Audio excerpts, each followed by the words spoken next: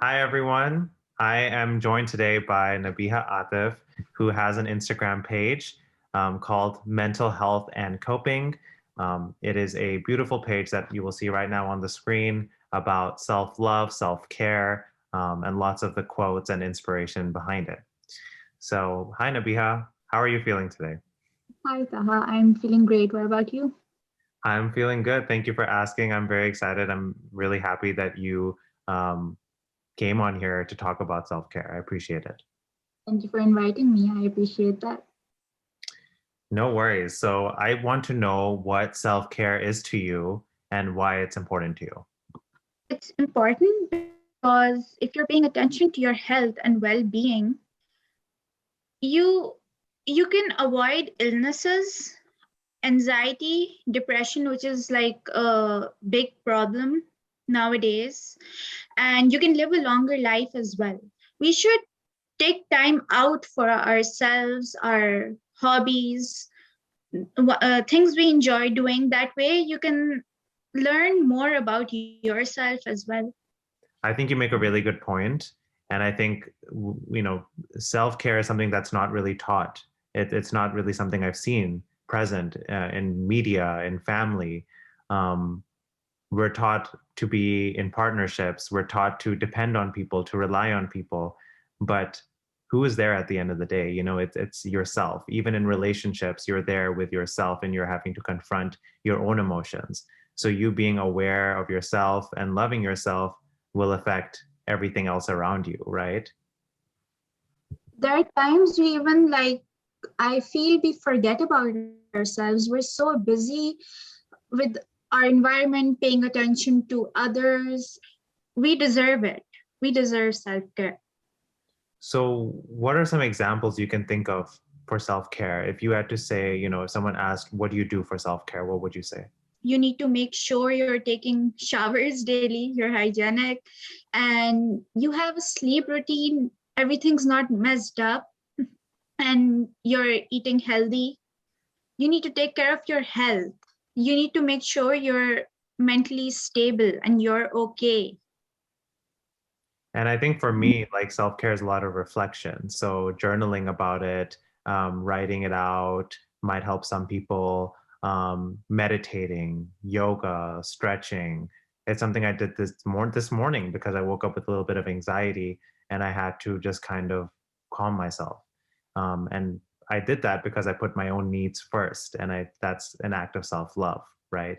So you gave really good examples. I think health is really important, sleeping, eating right, drinking lots of water, and then just paying attention to yourself so that you are okay.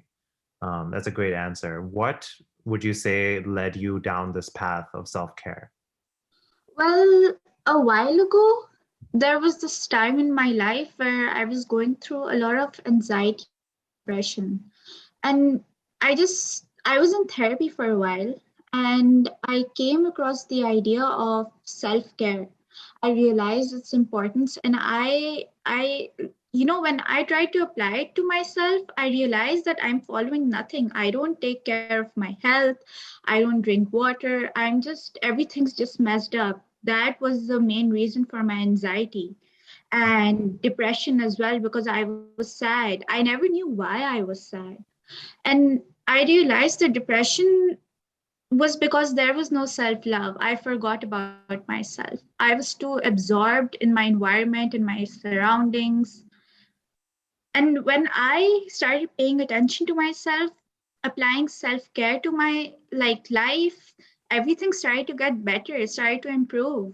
What you're talking about is noise, right? You have lots of noise in your environment. Basically, you have people, you have Instagram posts, you have, superficial noise, and you have expectations of people on you. And if you just it's so hard to just shut it down.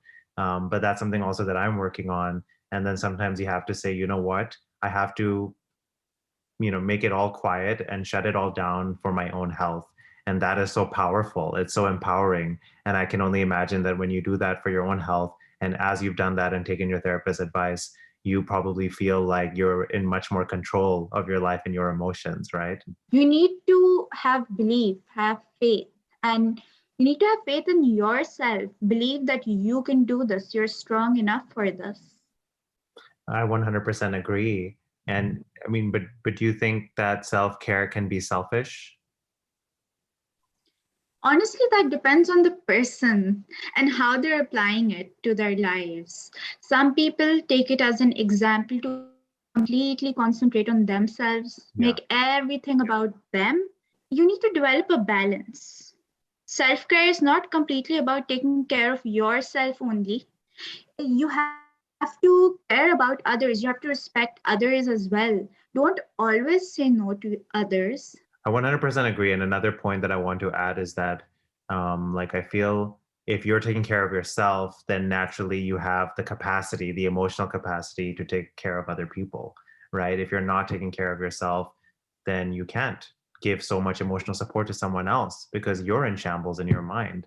So, how can someone expect you to take care of them? So, in fact, I think self care can be selfless because you're giving to yourself so you can give to others. And I wish more people understood that. And and that's why it's important for us to spread the message and let them know, that this is an attitude that we're you know Yes. that Yes. we're kind of subscribing to. See, the problem with me is that I'm a giver. Okay, and that's, I give my energy to other people and I support other people in work, in my friendships, in everything. I just give, give, give, give. And then the problem is, you cannot, I reposted something on my story the other day, and it said, you cannot keep giving out of a cup that's empty. It's like, and I love that because it's like, if I'm not getting that love in return, then I have nothing in my cup. I don't have anything to give. So it's like you I have to, completely agree. and you have to have reciprocal relationships where you're giving to people who are giving to you. Because if you're not doing that, then you're not taking care of yourself. You're being involved in relationships with people that are kind of toxic. Do you agree? Yeah, I do. Some people tell us to, like, there's an idea, something that goes around that, stay away from toxic people. And you said you're a giver. Hmm. And I feel that, if we can help toxic people too. We can give them love. Yeah, we can help them improve. You might inspire them, they might realize their issues. But yeah, I agree with the idea that, if they feel they're too toxic, then if you can't help them, you can try your best. But if it's making no difference, then you need to take care of yourself. Self-care, self-love. You need to stay away from those people then.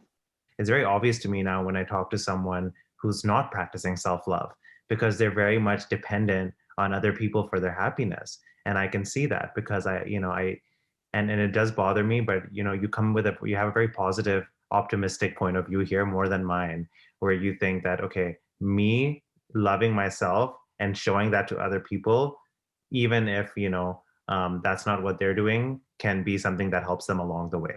It's so uplifting to have this self-care attitude. And what we Mhm. can do is, we have ups and downs. Even if we have ups and downs, at least what we can do is we can control our response to our ups and downs more than we can actually control the ups and downs, because lots of things are outside of our control. You and I and everybody else who's watching this are very much about self-love and self-care. What do you think, or what do we hope to achieve? What do they hope to achieve by that? Like, everything I feel is just crazy. You can inspire others. That's one of your achievements. Satisfaction, inner peace, and feeling that you actually exist. Like, not forgetting about yourselves and showing others as well, reminding them that you care about them. Yeah. I 100% agree. And the balance is what's so hard to do, right? I mean, I think every day, the more we practice the attitude of self-care and giving it to ourselves, then, we become better at it. But it's a very learned thing. I think it really is about controlling your energy, right? I think we have lots of different energy levels. Every day we have different energy levels. Throughout weeks, we have different energy levels. But what we can do is we can preserve our energy. We can, by practicing self-care and choosing ourselves, a lot of the times we can keep our energy at an optimal level where we can operate, where we can function, we can be strong, and we can just be good citizens of the world. Any last comments you have for any viewers? And you will go through some tough times, but don't give up. You can do this. You're strong enough. Thank you, Nabeeha, for joining us, joining me today, and then the rest of the viewers, whoever they are watching. Thank you so much for having But me. I appreciate it.